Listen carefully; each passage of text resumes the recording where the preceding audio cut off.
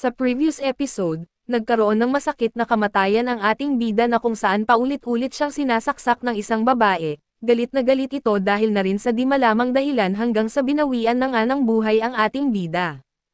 Nabuhay siyang muli, kaso lang isa na siyang anak ng isang goblin at ang mga goblin ay may mga katangian kung saan mabilis silang lumalaki, di naglaon ay gumagawa na sila ng paghahunting para sa kanilang pagkain hanggang sa nag-evolve ang ating bida at naging isang hobgoblin na may nakakamanghang mga abilidad. Nagawa niyang mapamunuan ang kanyang lahi, at lahat ng sumusuway sa kanyang mga utos ay mahaharap sa isang di kanais-nais na parusa, at nagawa pa niyang mapatay ang hari ng kagubatan at ito ay isang oso na kung saan nakakuha siya ng maraming katangian mula dito. At sa pagpapatuloy, nagising si Gabo sa pamamagitan ng pagsinghot ng mabahong amoy at tumingin-tingin siya at nagulat nang makita na si Hobbs ay nag-evolve na. Siya ay clingy at nahulog ang loob kay Gabo pero iniiwasan siya nito. Alam ni Gabo na maraming goblin ang nag-evolve matapos ang nakaraang laban at naging mas malakas. Isang halimbawa nito ay si Hobie na kilala sa pagpapagaling sa mga tao at ngayon, nag-evolve na si Hobie at nagkaroon ng kapangyarihan ng kalahating Diyos. Ang kanyang kasuotan at mga kakayahan ay nagbago ng positibo, bukod pa rito ay kaya niyang lumikha ng isang kalasag na kinakailangan pa ng 20 na suntok ni Gabo bago masira. Ang kamanghamanghang kapangyarihan na ito ay nagpatanyag kay Hobie sa mata ng lahat, pati na si Hobbs na dating kumakain ng mga bulok na zombie ay na-inspire sa kanya. Sa kabilang banda ay hindi nagulat si Gabo nang makita si Hobfo bilang isang ghoul at hindi lang si Hobfo, pati na rin si Hobie na binabantayan si Gabi na nagdudulot ng hinala kay Gabo pero binaliwala niya ito. Sinusubukan na iwasan si Hobfo at napansin ni Gabo na si Hobie ay nag-evolve din at ngayon ay maraming mata sa kanyang katawan, wala siyang kontrol sa mga mata na ito kaya't nahihiya siya at nang tanungin ni Gabo na ipikit ang mga ito, si Hobie na walang kakayahang lumaban ngunit ngayon ay may malawak ng kaalaman at nagbago. Kaya niyang makita ang maraming bagay na hindi nakikita ni Gabo at bukod dito ay ang matandang pervert goblin ay ginagawa ang kanyang tanging trabaho na pagbabago ng kanilang mga pangalan. Maya-maya ay lumapit ang isa sa mga goblin kay Gabo at humiling ng karagdagang pagsasanay dahil gusto niyang maging mas malakas.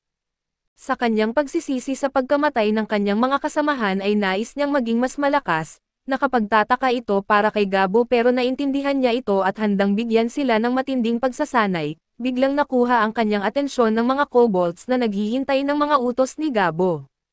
May napagtanto siya dahil nawawala ang kanilang leader at nang tiningnan niya ng mabuti, natuklasan niyang nag-evolve rin ang kanilang leader at naging Gen at Kobold. Natutuwa si Gabo sa pagunlad na ito at mas lalong natuwa dahil ang leader ay nagkaroon ng bagong pangalan.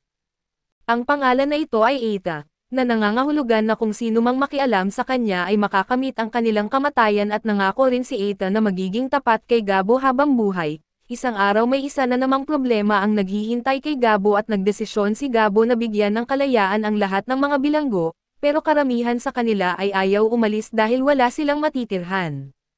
Sa sitwasyong ito ay pinayagan silang manatili ng pansamantala at gayunpaman, marami sa kanila na itinuturing ang kanilang sarili na nakatataas at minamaliit pa si Gabo at ayaw makinig sa kanya. Isang lalaking may pulang buhok pa nga ang nagsabi kay Gabo na tawagin ang kanyang leader dahil gusto niyang bugbugin ito. Kung siya ang mananalo ay kailangan nilang maging alipin ng lahat at kung siya naman ang matalo ay maaari silang mamuhay ng malaya. Sa katunayan ay nagkamali siya sa pag-aakalang si Dami ang kanilang leader na nagalit naman ng husto. Si Dami ay naglakas loob na magsalita ng masama tungkol sa kanyang mahal. Sinabi ni Gabo na maging mahinahon siya at nagdesisyon na tanggapin ang hamon ng may payapang isip. Binigyan siya ng pagkakataon na labanan ang lalaki kasama ang kanyang kasamahan, at buong pusong tinanggap ni Gabo ang hamon na may kumpiyansa. Ang lalaking may pulang buhok at ang kanyang kasama na babae ay gumamit ng kapangyarihan ng Flame Lord at Orb Equipment. Sinabi ng matandang lalaki sa mga babae na umalis dahil interesado siyang panoorin ang iconic na labanan, ngunit ito'y natapos na bago pa magsimula. Nang umatake sila doon ay napagtanto ni Gabo na mahirap ang atake na ito para sa ibang mandirigma, pero para talunin siya ay kailangan muna nilang ipanganak ulit dahil sa itinatapon sila ni Gabo gamit ang malakas na suntok. Matapos silang mapabagsak ay dumating si Hobie upang pagalingin sila dahil sa hindi naman intensyon ni Gabo na patayin sila. Ang iba ay sumubok din ng kanilang kapalaran sa pakikipaglaban kay Gabo, pero alam niya na walang saysay ito kaya mas pinili niyang makipaglaro sa kanila kaysa atakihin sila. Habang natatalo sila ay hiniling ni Gabo sa kanyang mga kasama na asikasuhin sila.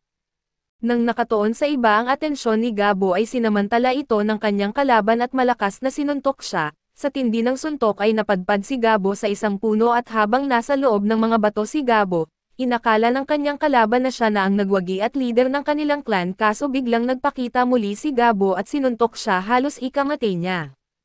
Isang tao na proud sa kanyang kapangyarihan ang nagdesisyong ituon ang kanyang masamang balak kay Dami, sigurado siyang mananalo siya at pakakasalan ang magandang dalaga at narinig ito ni Gabo at nag-init ang kanyang ulo, nagdesisyon siya sa kapalaran ng tao na ito at dinala niya ito sa labanan at patuloy na sinusuntok.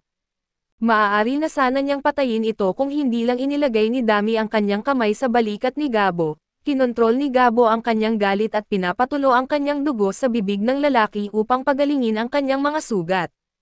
Matapos bugbugin ni Gabo, nagdesisyon ang mga natira na sundin na siya at napagtanto nila na wala silang laban kay Gabo at nakilala na nila ang maraming makapangyarihang tao pero wala pa silang nakitang nagpapagaling sa kanilang mga kalaban, kaya lubos silang napahanga.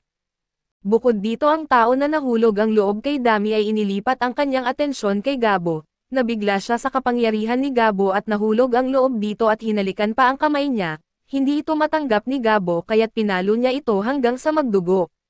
Si Dami ay sumama kay Gabo kaso hindi pa rin maalis ang kanyang pagkahumaling sa tao na ito na baliw pa rin sa pagmamahal kay Gabo. Sa kalaunan ay abala sila sa pakikipaglaban sa hukbo ng kalansay na inihanda ng magic ni Gabo at matapos bigyan ng utos ay lumipat siya sa pandayan. Dinala ni Gabo ang isang duwende na panday para sa kanya, pero hindi pa siya handang makipagtulungan sa kanila at mas gusto niyang magtrabaho ng mag-isa, pero nakumbinsi siya ni Gabo na makipagtulungan sa kanila at ipinakita niya ang kapangyarihan ng mga kakaibang kasangkapan. Gusto niyang subukan ang synthesis ng orb at nang pinakawalan niya ang kapangyarihan ng bato, lumitaw ang armor sa kanyang katawan at ang sumunod na nangyari ay lampas pa sa kanyang imahinasyon dahil binuksan nito ang gate ng dragon at tinawag ang isang multo. Tumanggi itong sumunod sa utos ni Gabo kaya't napilitan siyang patayin ang halimaw na ito dahil wala siyang ibang opsyon. Bukod dito ay pinagsama niya ang dalawang kapangyarihan at ito ang kapangyarihan ng sun damage at light damage, na ikinagulat niya ng pagsamahin niya ito at lumitaw ang holy damage na sinunog ang kanyang kamay, kaso hindi niya ito pinansin dahil mayroon siyang kakayahan sa pagpapagaling kaya't hindi niya ito pinagsisihan. Kinabukasan ay nagdesisyon siyang gamitin ang kanyang synthesis ability at bago iyon ay nagdesisyon siyang palakihin ang hot spring, syempre ay hindi maaaring pabayaan ni Gabo ang kanyang lugar ng pahingahan, kung saan naghihintay ang isang magandang dalaga para sa kanya. Matapos iyon ay nagsanay siya ng synthesis ability kasama ang kanyang mga kasama at di nagtagal, napagtanto niyang masyado siyang naging malupit nang makita ang kanilang kalagayan at samantala ay pumunta siya sa pandayan kung saan ginawa ng mga duwende ang isang alamat na martilyo para sa kanya. Tinanggap niya ito bilang gantimpala at bukod dito ay naglalakad siya sa kagubatan ng mag-isa at kahit hindi siya nakikita, nararamdaman pa rin ng mga hayop ang kanyang presensya at nagtatakbuhan, biglang lumitaw ang isang hubad na babae mula sa mga puno at siya ang parehong babae na nakilala ni Gabo dati. Nahulog ang loob niya kay Gabo at nagsimulang magpakita ng pagmamahal nang hindi tinatanong ang kagustuhan nito at nang bumalik na siya, si Dami at ang babaeng may pulang buhok ay galit na galit ang mga ito at handang ipakita kay Gabo ang tunay na langit. Kinabukasan ng gabi, nag-aalaga sila ng mga binhi na nakuha ni Gabo mula sa Flower Girl at inihanda ng Flower Girl ang mga binhi upang mas mabilis itong tumubo at sa pamamagitan nito, ma-enjoy nila ang masarap na lasa nito at maraming expert ang masipag na nagtatrabaho dito. Hindi si Gabo ang namamahala dahil ito ang unang beses niyang gawin ito, pero ang babaeng may pulang buhok ang nangunguna at masaya siyang pinamumunuan si Gabo para dito at napagtanto niya na ang yugtong ito ng buhay ay hindi masama at matapos ang pagsasanay, maraming tao ang kusang loob na umalis at nagpapaalam kay Gabo ng may ngiti. Gayunpaman ang hukbo ng hari ay nabighani sa kagandahan ni Dami. Inihayag nila na sila ay umatras dahil tapos na ang digmaan pero nabighani pa rin sila kay Dami at alam din ng hari ng mga duwende na hindi niya makakalimutan ang kanyang kaibigang si Gabo, kaya't inanyayahan niya ito sa isang party dahil siya ang dahilan kung bakit sila nabubuhay. Sa party ay na-enjoy nila ang nakakabighaning sayaw ng prinsesa, nakaramdam ng kakaiba si Gabo dahil parang hindi siya nararapat doon pero inihayag ng hari na ang mga outsider ay hindi mababa sa party na iyon. Ngunit dahil niligtas ni Gabo ang kanilang buhay ay hindi niya siya makakalimutan. Ang totoo nito, ang kapatid ng hari ay lumabag sa patakaran sa pamamagitan ng paglikha ng koneksyon sa labas ng mundo. Gusto niyang makipagkita muli kay Gabo at hinihintay siya dahil sa kanya at bigla nilang nakita ang prinsesa na nakakabighani sa lahat sa kanyang sayaw. Pagbalik niya ay may isa pang sorpresa na naghihintay sa kanya mula sa lupa. Nakahanap siya ng mga perlas at hiyas na nagpapaalala kay Gabo sa diwata na nag-alay ng kanyang buhay at ibinigay ang perlas sa kanya. Lubos na iginagalang ni Gabo ang mga perlas at hiyas na ito. Matapos bigyan ng parangal ay kinain niya ang mga perlas dahil magbibigay ito ng kapangyarihan sa kanya. Gaya ng inaasahan ay nagkamit siya ng kakayahang lumikha ng likido at gamitin ang mga bato upang makabuo ng karwahe at sa pamamagitan ng karwahe na ito, makakapunta sila sa lungsod ng mga tao. Lahat ay nagulat dahil hindi pa nila ito nakikita noon at dito ay ibinahagi ni Gabo ang kanyang layunin sa pagpunta sa mundo ng tao. Nang marinig ito ay nalungkot ang babaeng tao dahil ayaw niyang iwan ang lugar na ito, kaso nangako na si Gabo na gagawin silang tao at hindi niya mababali ang kanyang pangako sa kahit anong paraan. Isa pang grupo na natuto mula kay Gabo at nakaligtas ay umalis na mula rito. Pinagpaalam sila ni Gabo nang may malaking ngiti sa kanyang mukha at sa kabilang banda, nagagalit ang pulang buhok na lobo sa babaeng may pulang buhok dahil gusto pa niya itong masanay.